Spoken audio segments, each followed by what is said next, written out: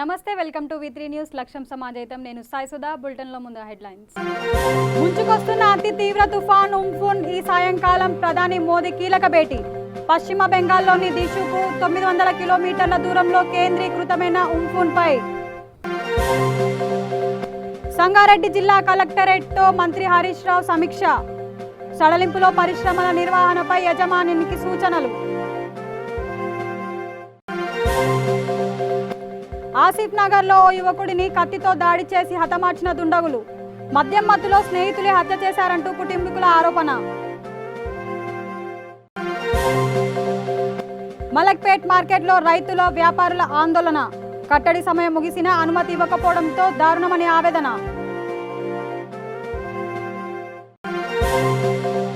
కడప నగరంలో టీడీపీ నేతల అర్ధనగ్న దీక్ష.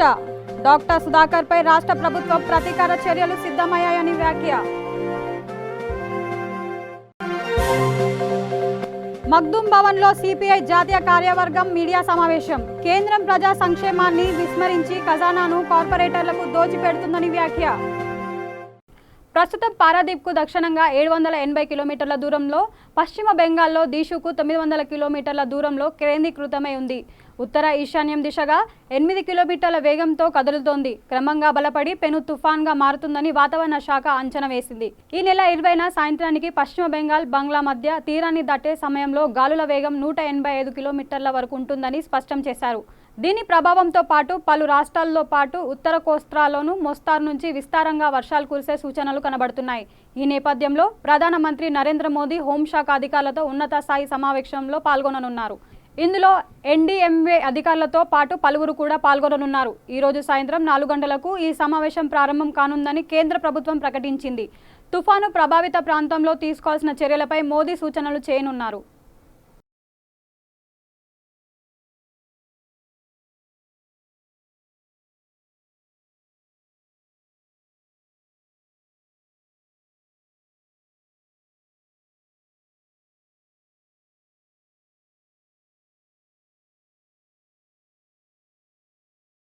పరిశ్రమల నిర్వహణలో పాత పద్ధతులు అనుసరిస్తే కఠిన చర్యలు తీసుకుంటామని మంత్రి హరీష్ రావు అన్నారు.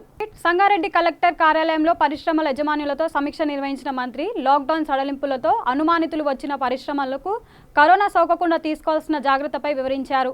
కోవిడ్ వ్యాప్తి చెందకుండా భౌతిక దూరం పాటించేలా, షిఫ్ట్ పద్ధతిలో కార్మికులను విధులు నిర్వహించేలా చర్యలు తీసుకోవాలని, మాస్కులు, శానిటైజర్లు తప్పనిసరిగా అందుబాటులో ఉంచాలని యజమాన్యాన్ని ఆదేశించారు. వైజాగ్లో ఎల్జీ పాలిమర్స్ ఫ్యాక్టరీ నుంచి గ్యాస్ లీక్ అయిన ఘటన పెను విషాదాన్ని మిగిల్చిందని, 12 మంది ప్రాణాలు కోల్పోగా అనేక మంది ఆసుపత్రుల్లో చికిత్స పొందుతున్నారని, వైజాగ్ ఘటనలో తాము కూడా అప్రమత్తమయ్యామని అన్నారు. బాయిలర్ గ్యాస్ వదిలేటప్పుడు జాగ్రత్తలు తీసుకోవాలని సూచించారు. ఒకటి కరోనా కట్టడి. ఎందుకంటే మొన్ననే అస్సాం కార్పన్స్లో ఒక కేసు కరోనా పాజిటివ్ వచ్చింది. మీ దగ్గర చాలా మంది పనిచేస్తున్నారు. మీరు జాగ్రత్తలు, కోవిడ్ జాగ్రత్తలు తీసుకోకపోతే దగ్గరగా పనిచేస్తారు. లంచ్ బ్రేక్గా అది వేగంగా వ్యాప్తి చెందేటువంటి అవకాశం ఉంటుంది. సో ఈ కరోనా కట్టడికి పూర్తి పాత పద్ధతిలో గడిపితే మాత్రం మా అధికారులు యాక్షన్ తీసుకోవాల్సి వస్తుంది. షిఫ్ట్ సిస్టమ్ పెట్టుకొని ఫిజికల్ డిస్టెన్స్ మెయింటైన్ చేయండి. అండ్ వాళ్ళకు మాస్క్ కానీ, అవసరమైన హ్యాండ్ శానిటైజర్స్ కానీ, చక్కగా అన్ని ఫెసిలిటీస్ కూడా కరోనాకు అవసరమైన జాగ్రత్తలు పూర్తి స్థాయిలో మీరు తీసుకోవాలి. బస్సులో కూడా మేము చూసినాం, ఇప్పుడు వచ్చేటప్పుడు కూడా చూసిన ఫ్యాక్టరీకి వచ్చేటువంటి బస్సులో ఫుల్గా ఎక్కువ వస్తున్నారు 50 మంది. మనం ఏం చెప్పినాం, సీట్ ఇద్దరే కూర్చోవాలని చెప్పినాం, ఇంకొక అడిషనల్ బస్సు పెట్టుకోవాలని చెప్పినాం, ఫిజికల్ డిస్టెన్స్ మెయింటైన్ చేయాలని చెప్పాము. కానీ మా అధికారులు కూడా మరి చూసినట్టు వదిలేస్తూ ఉన్నారు. ఎందుకంటే ఇప్పుడు చాలా మంది వలస కార్మికుల కేసులు ఈ మధ్య రిపోర్ట్ అవుతా ఉన్నాయి. ఇక్కడ పటాన్సర్ ఏరియాలో 2 పాజిటివ్ కేసులు రిపోర్ట్ అయినాయి. ఇద్దరు మోసం మహారాష్ట్ర ఇండోనేషియన్ విలేజ్ లో అస్సాం కార్పొరేట్స్ లో పనిచేసే తండ్రి కొడుకులు ఇద్దరికి వచ్చింది. So we have to be very careful. అది మీకు కూడా మంచిది కాదు. సపోజ్ మీ ఫ్యాక్టరీలో ఒకరికి వచ్చి అది ఇంకో 10 మంది కట్టుకుంది అనుకోండి, అసలు ఫ్యాక్టరీలో ఏ వర్కర్ అయినా పనిచేస్తారా? భయపడి అంతకన్నా వెళ్ళిపోతే మీ ప్రొడక్షన్ మొత్తం ఆగిపోతుంది. మీకు కూడా ఇబ్బంది, ప్రభుత్వానికి, కార్మికులకు ఎంత ఇబ్బందో యాజమాన్యం కూడా ఈక్వల్లీ. ఇప్పుడు ఏమైంది, అస్సాం కార్పొరేషన్ బంద్ అయిపోయింది. ఇక్కడికి వచ్చేసరికి మిగతా కార్మికులు భయపడి పనికి రావడం మానేసింది. So that's why equally important physical distance పెట్టండి, షిఫ్ట్ సిస్టమ్ పెట్టుకొని మీకు ఇబ్బంది లేకుండా మీరు పనిచేయండి. హైదరాబాద్ ఆసిఫ్ నగర్ పోలీస్ స్టేషన్ పరిధిలో దారుణం చోటు చేసుకుంది. హుడా కాలనీలో శ్రవణ్ అనే యువకుడిపై కొందరు వ్యక్తుల దాడి చేసి దారుణంగా హతమార్చారు. మద్యం మత్తులో ఉన్న స్నేహితులే హత్య చేసినట్లు కుటుంబ సభ్యులు ఆరోపిస్తున్నారు. సమాచారం అందుకున్న ఆసిఫ్ నగర్ పోలీసులు సంఘటనా స్థలానికి చేరుకొని మృతదేహాన్ని పోస్టుమార్టం నిమిత్తం ఉస్మానియా ఆసుపత్రికి తరలించారు. నిన్న ఓ వివాహ వేడుకల్లో పాల్గొన్న శ్రవణ్ మధ్యరాత్రి 2 గంటల సమయంలో తన స్నేహితులతో కలిసి మద్యం సేవించాడని, ఈ క్రమంలో స్నేహితులతో వివాదం చోటు చేసుకోవడంతో వారు శ్రవణ్ ని హత్య చేశారని కుటుంబ సభ్యులు తెలిపారు.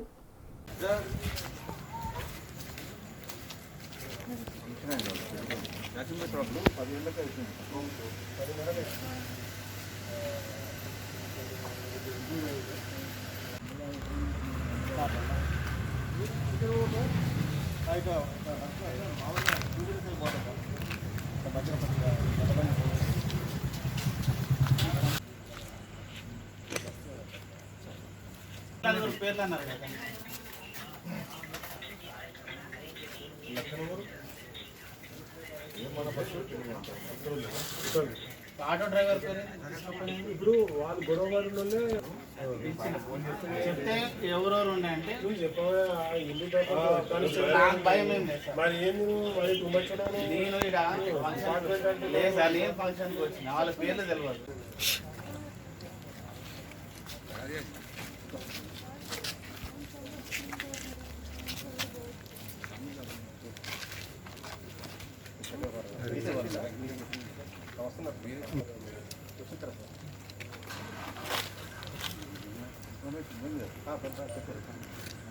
अम्मा उन लोग का पीरे शादी, उनका घर में शादी है, तो उनका घर में शादी है तो मिर्च पिलाए। अच्छा, फिर क्या हो गया कि मुझे नहीं मालूम। क्या नाम आपके भाई का? श्रावण कुमार। नहीं भैया, नीचे मारे, उनका फ्रेंड को भी मार लगा था, तो उन ऊपर आके मेरे को बोले ऐसा तुम्हारा भैया नीचे गिर गया बोले, तो मैं भाग के गए तो दम ले रहा और फोन ना करो जी बोले तो फोन भी नहीं कर रहा हमारा। कभी पुलिस को फोन नहीं? ఇట్లా ముంగడికి వస్తాడు ఎవ్వరు రారు. ఇట్లా 12 రక్తం పోతుంది. नहीं कर रहे, किसको बोल सकते भैया? कभी फोन नहीं करे? फोन भी नहीं करे। अच्छा, कहीं को लड़ाई की क्यों कुछ मालूम ना क्या आपको? है कि भैया इंसिडेंस क्या कर लिए कि क्या है? ఆనే तो కొట్టారు. लोग पीले के हाँ पिए शायद फिर पिए। దోస్తులని उन लोगों ने दोस्त ही थे ना भैया। तो घर क्या आप नहीं मालूम भैया। कहाँ पर मारे उनको? यहाँ आपके घर के सामने मारे? वहाँ पे? नहीं उनके घर के सामने से उधर खून गिरा ना भैया, नहीं देखे भैया। ऊपर आए थे हम लोगों को बोलने को लिए, उनको हाथ को मार लगा। अच्छा, आपसे मार लगा। इससे पहले श्रावण कुमार, श्रावण को क्या काम करते हैं मानो? Tata AC Tata AC. Driver. पहले कुछ झगड़ा हुआ था क्या ఇదే इन लोगों బండి में? ఇదే బండి నడిపిస్తుంది. झगड़ा हुआ था पहले कुछ?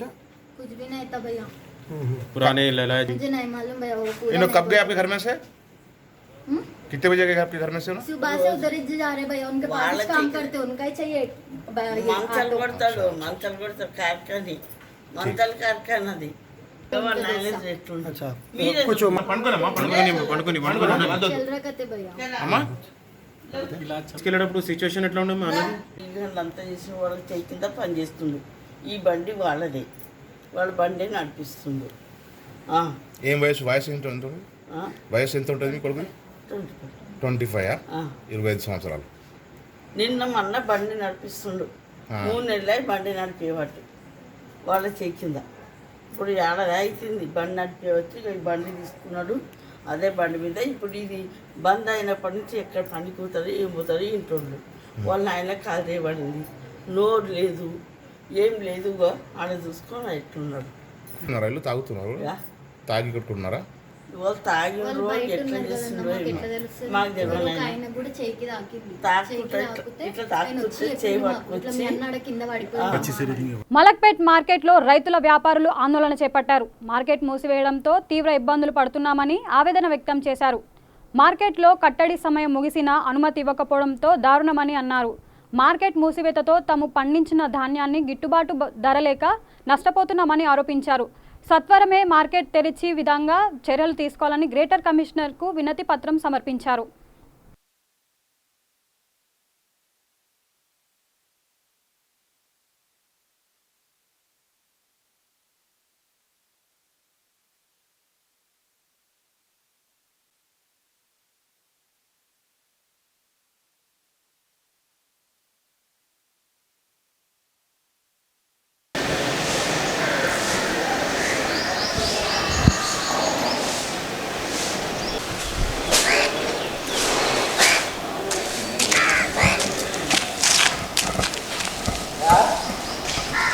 మాట్లాడతావా? కరోనా గురించి ఏమైనా మాట్లాడానా? మాకు మార్కెట్ ఓపెన్ కావాలి. మాకేంటంటే లోపల స్టాక్స్ అంతా డ్యామేజ్ అవుతున్నాయి, అంతా ఎలుకలు ఇట్లా అంతా ప్రాబ్లం అయినాయి. ఇప్పటికి 20 రోజులు అవుతుంది బంద్ అయ్యి, చాలా ప్రాబ్లం అవుతుంది స్టాకు. దానికోసం మనం మార్కెట్ ఓపెన్ చేస్తే ఈ కరోనా అనేది ఎప్పటికి వస్తూనే ఉంటుంది, ఇక ఉంటుంది. మెడిసిన్ వచ్చేదానిక కరోనా బంద్ అయ్యే సమస్య లేదు. కాబట్టి మేము సోషల్ డిస్టెన్స్ మెయింటైన్ చేసుకొని మార్కెట్ ఓపెన్ చేయాలని మేము అనుకుంటున్నాము. దానికోసం రాధా మేడం దగ్గరికి వచ్చాము, మార్కెట్ చైర్మన్. మాకు ఓపెన్ చేస్తే సోషల్ డిస్టెన్స్తో మేము అది ఎలా ఉన్నాయో అవన్నీ ప్రాబ్లమ్స్తో మనం చూసుకొని మేము కస్టమర్లను మెయింటైన్ చేస్తాం. దానికోసం మాకు పర్మిషన్ కావాలని కోరుతున్నాం.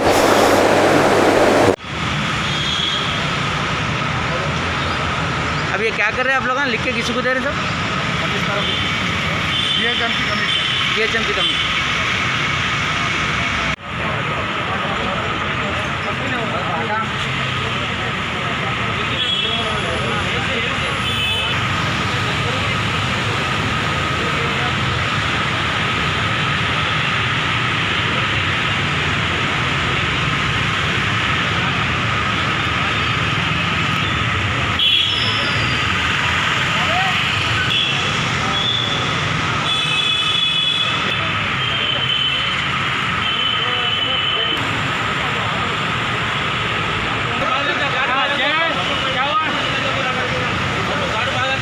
स्टाफ को कहाँ से देना?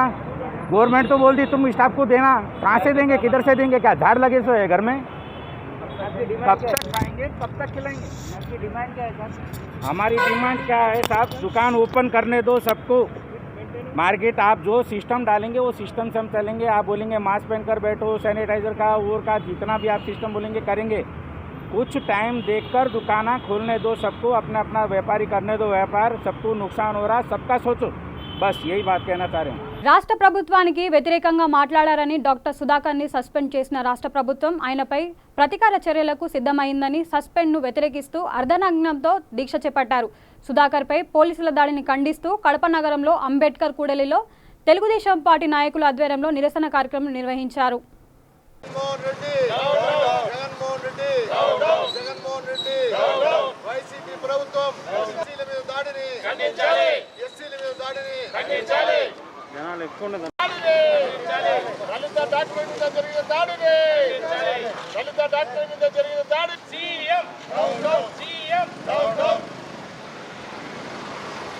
ఉద్యోగుల మీద దాడులు, డాక్టర్ సుధాకర్ మీద చేసిన దాడులు, డాక్టర్ సుధాకర్ మీద చేసిన ఖండించాలి, దాడులపై ఖండించాలి, డాక్టర్ మీద చేసిన దాడిని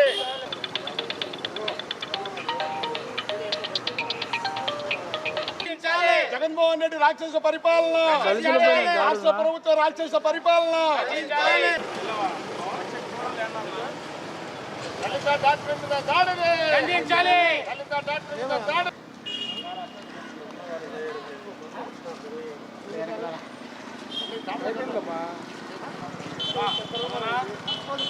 చిక్కు ఆడుంది రా, చిక్కు లేదు పట్టలేదు.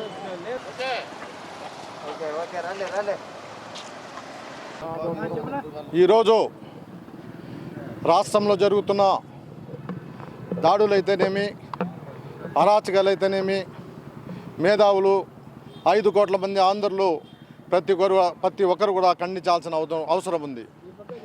ఈరోజు మేము తెలుగుదేశం పార్టీ తరఫున డాక్టర్ సుధాకర్ ఎస్సీ అయిన వ్యక్తిని ఏ విధంగా ఆయన ప్రశ్నించాడని చెప్పి ఆయన సస్పెండ్ చేసి ఆయన నిరసన తెలపాలని ఉద్దేశంతో వైజాగ్ పోయి రోడ్ల మీద అర్ధనగ్నంగా నిరసన తెలియజేస్తూ ఉంటే పోలీసు వాళ్ళ చేతితో లాటరీతో కొట్టించి ఆయన్ను ఒక దొంగ కన్నా అధ్వానంగా వెనకాల చేతులు కట్టేసి లాస్ట్ ఈ దినం అతను మెంటల్గా బాగలేడని చెప్పి ప్రభుత్వ డాక్టర్లతోనే చెప్పిస్తున్నారు. ఇది తీవ్రంగా ఖండించాలి. నిజంగా ఆయన మానసిక శోభ బాగలేనప్పుడు ఏ విధంగా మీరు అతను కొడతారు, ఏ విధంగా మీరు హాస్పిటల్ తీసుకొని పోతారు, ఏ విధంగా పోలీస్ స్టేషన్ తీసుకొని పోతారని మేము అడుగుతున్నాం. మీరు ఆ విధంగా అనుకున్నప్పుడు వెంటనే మెంటల్ హాస్పిటల్ డాక్టర్ని పిలిపించి అక్కడ పరీక్షించాలి. కానీ మీరు కోర్టుకు పోయో లేకపోతే ఇంకొకసారికి పోయో మీరు వాంటెడ్లీ అతన్ని మెంటల్గా చేయాలనే ఉద్దేశంతో ఈ దినం జరుగుతూ ఉంది. ఈ దినం ఆంధ్రప్రదేశ్లో మొదట చెప్పారు మేము ఎస్సీలకు అనుకూలంగా ఉంటున్నామని. కానీ ఈరోజు ప్రతి చోట కూడా ఎస్సీలకు దాడులు జరుగుతున్నాయి, ఎస్సీలకు అన్యాయాలు జరుగుతున్నాయి. మొన్ననే మనం చూసాం, ఒక డాక్టర్ యాక్సిడెంట్ జరిగితే వాళ్ళకు 5 లక్షలు ఇస్తామని చెప్పడం జరిగింది. అదే తెలుగుదేశం పార్టీ వాళ్ళకు 50 లక్షలు ఇవ్వాలని అడిగితే 10 లక్షలు చేశారు. అదేవిధంగా వైజాగ్లో ఒక ఇండస్ట్రీ, వాళ్ళ ఇండస్ట్రీ తప్పుదాని వల్ల అక్కడ యాక్సిడెంట్ జరిగితే వాళ్లకు ₹1 ఇచ్చారు. ఎందుకు ఎస్సీలకు ₹1 ఇవ్వలేదని మేము అడుగుతున్నాం. ఒకటే చెప్తున్నాం, ఈ రాష్ట్ర ప్రభుత్వం ఎస్సీల మీద అన్యాయం చేస్తుంది, ఎస్సీలకు ద్రోహం చేస్తూ ఉంది. ఈ దినం డాక్టర్ని, ఎవరైతే డాక్టర్ను ఈ దినం కొట్టి చేశారో వాళ్ళందరినీ కూడా సస్పెండ్ చేయాలి. అదేవిధంగా కేంద్ర ప్రభుత్వం కూడా దీని మీద దృష్టి పెట్టించి ఈ రాష్ట్ర ప్రభుత్వం ఏం చేస్తున్నదే కూడా ఒకసారి ఆలోచించాల్సిన విషయం ఉందని చెప్పి కూడా మేము తెలుగుదేశం పార్టీ తరఫున తెలియజేస్తున్నాం. వాళ్ళందరి మీద చర్య తీసుకోకపోతే తెలుగుదేశం పార్టీ నిరసన కార్యక్రమాలు చేస్తాదని కూడా తెలియజేస్తున్నాం. కేంద్ర రాష్ట్ర ప్రభుత్వాలు ప్రజా సంక్షేమాన్ని విస్మరించి ఖజానాను కార్పొరేటర్లకు దోచిపెడుతున్నాయని సిపిఐ జాతీయ కార్యదర్శి నారాయణ మండిపడ్డారు. కేంద్ర ప్రభుత్వం ప్రకటించిన 20 లక్షల కోట్ల ప్యాకేజీని సమీక్షించిన సిపిఐ జాతీయ కార్యవర్గం మగ్దుం భవన్లో విలేకరుల సమావేశం ఏర్పాటు చేసి తమ అభిప్రాయాలను తెలియపరిచారు.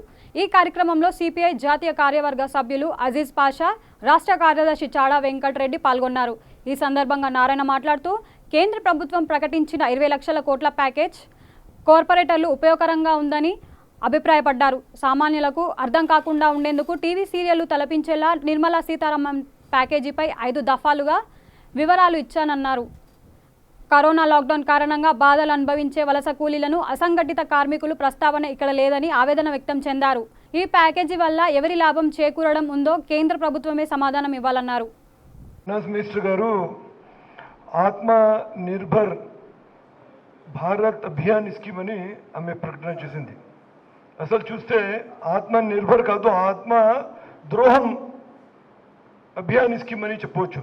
ఎందుకంటే మొత్తం పబ్లిక్ సెక్టర్ ఫర్ సేల్. చెప్పడానికి ఏంటంటే స్ట్రాటజిక్ కాదు, కీలకమైన చేయటం లేదు అని. 1:4లో చూస్తే చాలా పబ్లిక్ సెక్టర్స్ కీలకమైన ఈ ఇండస్ట్రీస్ ఉంది. ఈ పబ్లిక్ సెక్టర్ కన్స్ట్రక్షన్లో మీ రోల్ 1% కూడా లేదు. కానీ అమ్మేయడానికి మీరు చాలా ఘనకార్యం చూపిస్తున్నారు. సో అందుకొరకు నేను ఈ ఆత్మ ద్రోహం అని చెప్తున్నాను. ఇప్పుడు నా ఫ్రెండ్ రాజ్యసభలో మన Anand Sharma as a Congress spokes person ఆయన ఛాలెంజ్ చేశారు. ఇది 20 lakh crore కాదు, 3,22,00,000 స్కీమ్ ఉంది. ఓన్లీ 1.6 జీడిపి గ్రోత్ అని చెప్పాను. సో ఓపెన్ డిస్కషన్కి ఛాలెంజ్ చేస్తే మీరు ఎందుకు యాక్సెప్ట్ చేయటం లేదు? రిప్లై ఏంటంటే కాంగ్రెస్ వాళ్ళు థియేట్రిక్స్ చేస్తున్నారు, కానీ అది అబద్ధం అని చెప్తున్నారు. మీ దగ్గర గట్స్ ఉంటే మీరు ఓపెన్ డిస్కషన్కి మీరు రండి. సామర్థ్యం వాళ్ళ చేతికి ఇవ్వండి, వాళ్ళ చేతికి డబ్బులు ఇస్తే వాళ్ళు బతుకుతారు. మీరు పరిశ్రమ చేతికి ఇస్తే వాళ్ళే మళ్ళీ ఎంప్లాయ్మెంట్ ఇస్తారు. ఎంప్లాయ్మెంట్ ఇయ్యరు. వాళ్ళ గెస్ట్ హౌస్లకి, వాళ్ళ విలాసవంత వస్తువులకి, వాళ్ళ ఆఫీస్ అడ్మినిస్ట్రేషన్కి అటు ఖర్చు పెట్టుకుంటారు తప్ప కార్మికులకి ఎవరు. కాబట్టి డైరెక్ట్ బెనిఫిట్స్ ఈ సమాజంలో పనిచేస్తున్న కార్మిక వర్గానికి, శ్రామిక వర్గానికి ఏమని చెప్తే ఇవ్వలేకుండా పోయారు. మహా అంటే 40 కోట్లు మన లెక్క. 20 కోట్ల మంది వలస కార్మికులు, 20 కోట్ల మంది అసంఘటిత కార్మికులు. అది బీజేపీ ఒప్పుకోదు ఆ మాట అంటే. మీరు అబద్ధం చెప్తారు సార్ అంటారు. మీరు నిజం చెప్పండి అన్నాం, మీ చేతులు చెప్పని చెప్పినాం. మీ కేంద్ర ప్రభుత్వం దగ్గర లేదయ్యా మీ దగ్గర సమాచారం అని. ఇప్పుడు 8 కోట్లు ఒప్పుకున్నారు. ఇంకొక లెక్క 13 కోట్లు వస్తుంది. మన లెక్క 20 కోట్లు వస్తుంది. 20 కోట్లు 40 కోట్ల మంది. 40 కోట్ల మందికి తలా 10,000 ఇస్తే ఏం కొంపలు మునిగిపోతాయా? ఈ దేశం తలకిందులైపోతుందా? అదానికి అంబానీకి ఇచ్చేటువంటి దాన్ని పోల్చుకుంటే అంతా 1% కూడా లేదు కదా. కాబట్టి ఇది ఒక విధంగా చాలా ఇబ్బంది వచ్చింది. రెండవది, మన గ్రామీణ ఉపాధి పథకానికి డబ్బులు ఇచ్చారు, మళ్ళా 10 నెలలు పెంచకుండా పోతున్నారు. రైతాంగానికి సంబంధించిన సమస్య పరిష్కారం కాలేదు. సంగారెడ్డి జిల్లా ఫరూక్ నగర్ మండలం మొగిలిగిద్ద గ్రామంలో కాంగ్రెస్ నేత వీరపల్లి శంకర్ ఆధ్వర్యంలో పవిత్ర రంజాన్ మాసాలు పురస్కరించుకొని 200 మంది మైనారిటీలకు నిత్యావసర వస్తువులు పంపిణీ చేశారు. ఈ కార్యక్రమంలో Congress committee president Balraj Goud, MPTC Srisailam, Srikanth Reddy youth సభ్యులు పాల్గొన్నారు.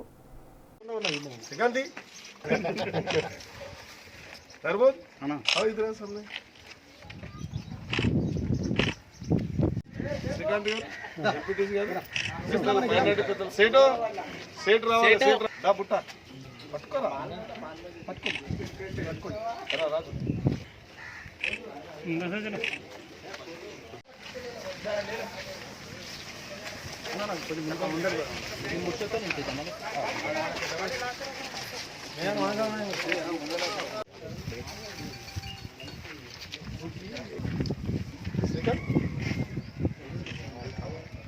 రంగారెడ్డి జిల్లా ఆమనగల్ మండలం మంగళపల్లి గ్రామ సర్పంచ్ నరసింహారెడ్డి ఆధ్వర్యంలో 600 మందికి కూరగాయల పంపిణీ చేశారు. ఈ కార్యక్రమానికి ముఖ్య అతిథిగా జాతీయ బీసీ కమిషన్ సభ్యులు తల్లోజు ఆచారి పాల్గొని కూరగాయలు అందించారు. ఈ కార్యక్రమంలో బీజేపీ సీనియర్ నాయకులు విష్ణువర్ధన్ రెడ్డి, ఎర్రవోలు శ్రీను, రాఘవ, కుమరయ్య, గ్రామస్తులు తదితరులు పాల్గొన్నారు.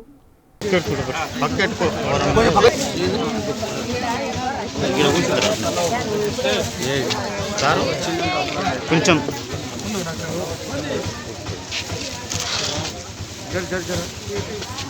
సైడ్ కొంచెం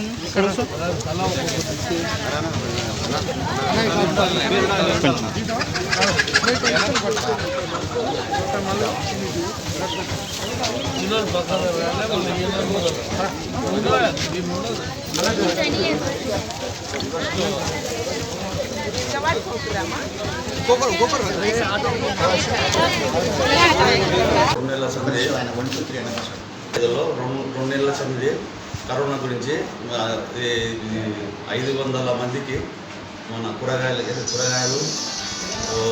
ఉల్లిగడ్డలని నిత్యావసర వస్తువులు అందరికీ సప్లై చేసేవారు. రాజన్న సిరిసిల్ల జిల్లా ముస్తాబాద్ తెర్లమద్ది గ్రామంలో మండల పరిషత్ నిధుల్లో నుండి 60,000లో ఏర్పాటు చేసిన మండల ప్రజాప్రతినిధులు మినీ ట్యాంకర్ను ప్రారంభించారు. ఈ కార్యక్రమంలో ఎంపీటీసీ దుర్గమ్మ మాట్లాడుతూ మినీ ట్యాంకర్ నిధులను ఇచ్చిన మండల నాయకులకు కృతజ్ఞతలు తెలిపారు. ఈ కార్యక్రమంలో ఎంపీపీ శరత్ రావు, గ్రామ సర్పంచ్ కిషన్రావు, జెడ్పీటీసీ నర్సయ్య, రైతు సంక్షేమ సమితి అధ్యక్షులు కల్వకుంట్ల గోపాలరావు తదితరులు పాల్గొన్నారు. మండలం వావిలాల గ్రామంలో మడుపు బుచ్చయ్య గారు తన ధాన్యాన్ని ఐకేపీ కేంద్రానికి తీసుకొచ్చి ధాన్యము కొనుగోలులో జరుగుతున్న జాప్యంకు ఆ ధాన్యాన్ని మ్యాచర్ రావాలనేటువంటి దాంతో అటు ఇటు నేర్పుతూ నిన్న ఆకస్మికంగా అదే ధాన్యం కుప్ప మీద పడి చనిపోయినటువంటి సంఘటన ఈ ప్రభుత్వానికి ఒక చెంపపెట్టుగా భావిస్తూ ఉన్నాం.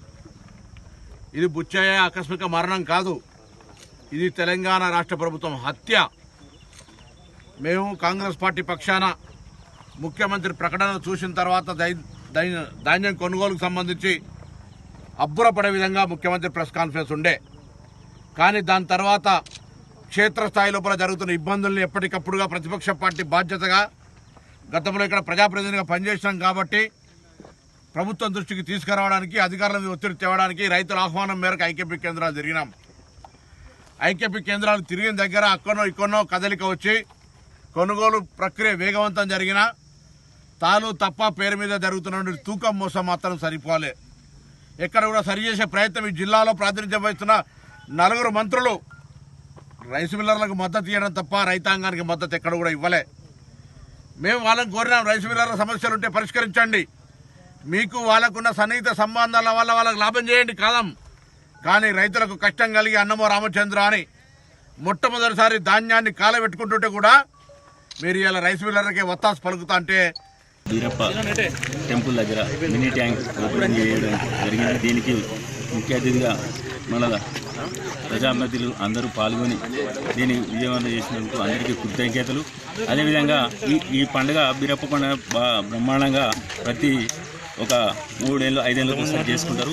మంచి బ్రహ్మాండంగా చేసుకునేది కరోనా వల్ల మా మంత్రి గారు పిలుపు మేరకు దీన్ని క్యాన్సిల్ చేయడం జరిగింది.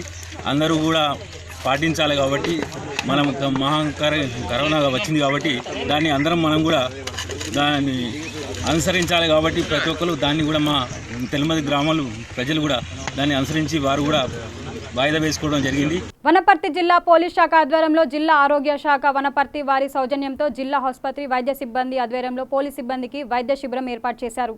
ఈ కార్యక్రమానికి ముఖ్య అతిథిగా ఏఎస్పీ జాకీర్ హుసేన్, జిల్లా వైద్య ఆఫీసర్ శ్రీనివాస్, డీఎస్పీ కిరణ్ కుమార్ మరియు తదితరులు పాల్గొన్నారు.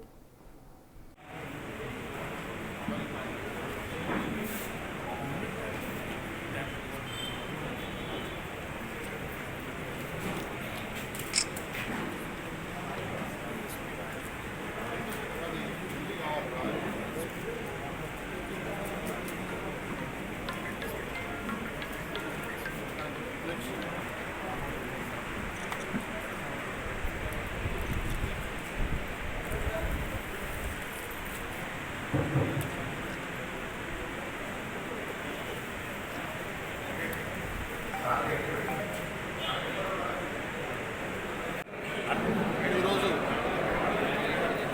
18వ తారీఖు మే నెల ఉదయం 15 సమయంలో వనపర్తి పట్టణంలోని రాచలక్ష్మయ్య సంక్షేమంలో మా యొక్క వనపర్తి సుగుండ పోలీస్ గారి యొక్క ఆదేశం ప్రకారం మేము ఇక్కడ మెడికల్ హెల్త్ క్యాంప్ అరేంజ్ చేయడం జరిగింది. ఈ యొక్క హెల్త్ క్యాంప్ని మా యొక్క వనపర్తి జిల్లా వైద్య ఆరోగ్య శాఖ అధికారి డిఎంహెచ్ఓ శ్రీనివాస్ సార్, అదేవిధంగా మెడికల్ సూపరింటెండెంట్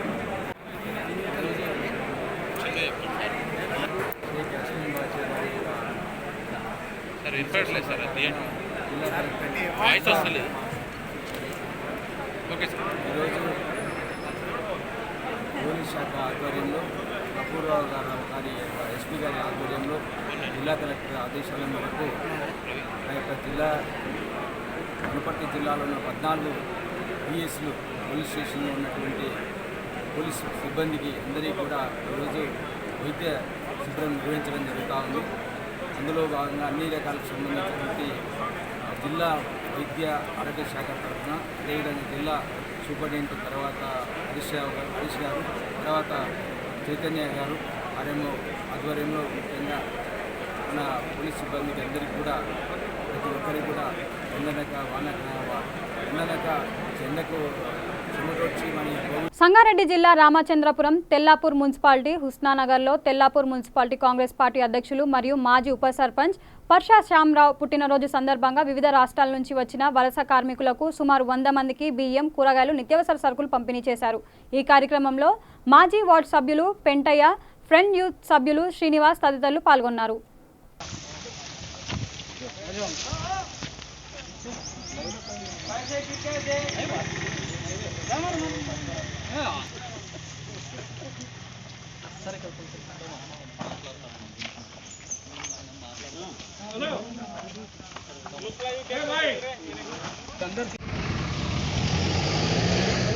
నా యొక్క పుట్టినరోజు సందర్భంగా తెల్లాపూర్ మున్సిపాలిటీలోని ఉస్మాన గ్రామంలో విశ్వ స్టేడియంలో నివసించినటువంటి వివిధ కార్మికులకు మరి వారికి 5 కిలోల రైసు, నిత్యావసర సరుకులు, అలాగే కూరగాయలు ఇవ్వడం జరిగింది.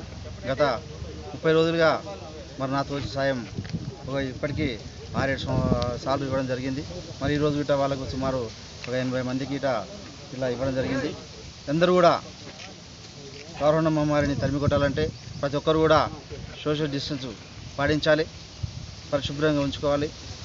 రోజు కూడా 3-4 సార్లు చేతులు మూచే వరకు కడుక్కొని వాళ్ళు శుభ్రం ఉంచుకుంటే ఈ కరోనా మహమ్మారిని తరిమి కొట్టవచ్చు.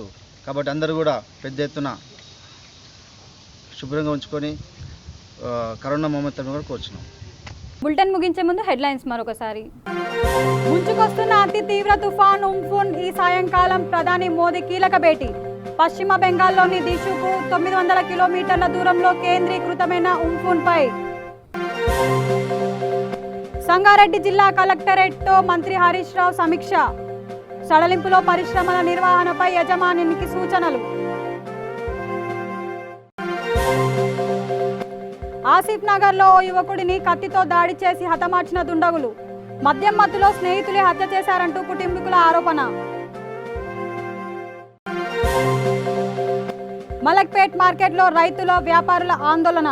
కట్టడి సమయం ముగిసినా అనుమతి ఇవ్వకపోవడంతో దారుణమని ఆవేదన. కడప నగరంలో టీడీపీ నేతల అర్ధనగ్న దీక్ష.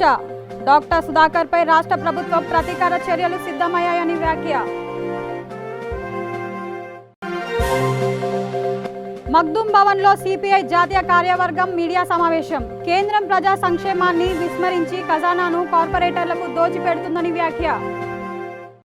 ఇవి బులెటిన్ అప్డేట్స్. చూస్తూనే ఉండండి V3 న్యూస్. లక్ష్యం సమాజయితం. నమస్తే.